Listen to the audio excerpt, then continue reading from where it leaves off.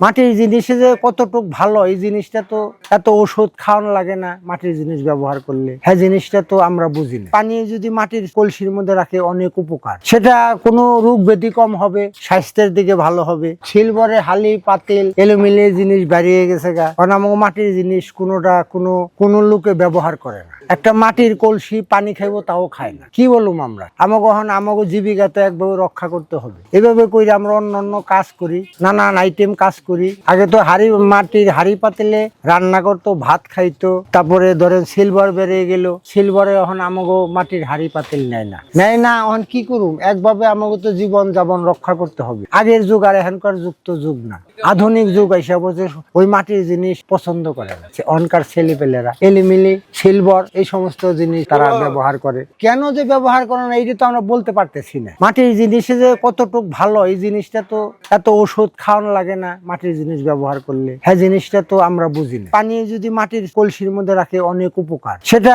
কোনো রোগ ব্যাধি কম হবে, স্বাস্থ্যের দিকে ভালো হবে। মাটির জিনিস এমনি আমাকে এই সিলভার এগুলো বাইরে অনেক আমাকে ব্যবসা বাণিজ্য গেছে নষ্ট হয়ে, আর সরকারও কোনো আমাকে ওই দিকে নজর দেয় না। কেন মাটির মালটা এত কেন নষ্ট হয়ে গেল, এই জিনিসগুলিকে তো সরকারও কোনো আমার কাছে চেক নেয় না, নেয় না। এই সমস্ত জিনিস এইভাবে চলছে।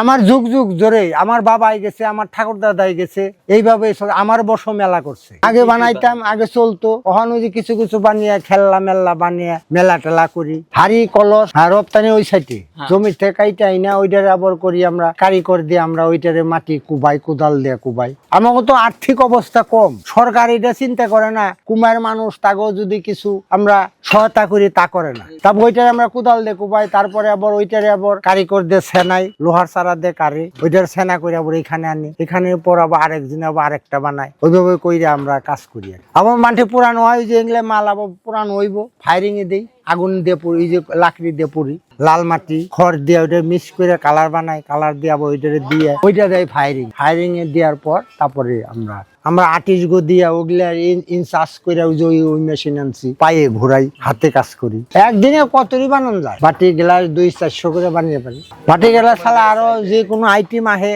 অর্ডার দেয়, ছবি নিয়ে আসে, ওইটাই বানিয়ে দিই। রোদে যাওয়ার পর আবার এইটারে ওই চাপ দেয়, ওই যে রোদে দিয়ে আনছি ওইটার আবার চাপ দেয়, এইটারে আবার রোদে দিব, রোদে দিয়ে শুকিয়ে ওইটার আবার কালার দিব, কালার দেওয়ার পর ওইটা যাবো ফায়ারিং এ। মানুষের মন আস্তে আস্তে আবার তৈরি হবে। আমার মাটির জিনিস এখনো আসে, আইসা কয় মাটির জিনিস আমরা ব্যবহার করি। এভাবে আস্তে আস্তে আবার মাটির যুগে আবার যাবো আমরা, এলিমিলি ইঙ্গা সব যাবো তলে আবার সেই মাটির ব্যবহার করি।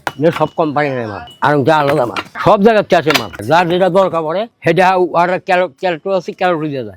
কোম্পানি যে পর্যন্ত চলার পর্যন্ত নেই, না 200-500 নিচে 1000 বন্য মাটি ছাড়া অন্য মাটি হবে না। এটা যাবে হলো গিয়ে সিলেট, কক্সবাজার, কুমিল্লা। এটা নাই মনে করো বনফুল কোম্পানি, প্রাণ কোম্পানি, এইসব জায়গা যায়। এটা প্রথমে আমরা মনে করো মাটি নিয়ে আসি নৌকা দিয়ে, এক নৌকা মাটি মনে করো 8000 টাকা বা 9000 টাকা লাগে। তারপরে এখান থেকে আমরা মাটিটা মানে কোদাল দিয়ে কোপানো হয়। 2 কোপানোর পরে কোড়ারি ভাঙ্গা চারা আছে ওটিতে মনে করো কাটতে হয়, কাটার পরে আবার ওই যে ছোট ছোট গুটি করতে হয়, গুটি করার পরে রোদের হোকা দেওয়ার পরে মেশিনে মালটা তৈরি করা হয়। তৈরি করার পরে মুখ আছে, মুখ চাষতে হয়, মুখ চাষার পরে আবার এটি রোদ্রে দিতে হয়। হুকানোর পরে যে রংটা দিব, ঠিক আছে, রং দেওয়ার পরে এটা আমরা ফায়ারিং এ নিয়ে যাই। ফায়ারিং আমাকে 4 দিন লাগে। একসাথে আমরা 25,000 করে দিই ফায়ারিং এ। আনুমানিক মনে করো 25,000 মাল বানাইতে আমাকে 20 দিন লাগে। ডেলি মনে করো এক মেশিনে মাল হয় 1200-1000 এইভাবে মাল উঠে আর কি।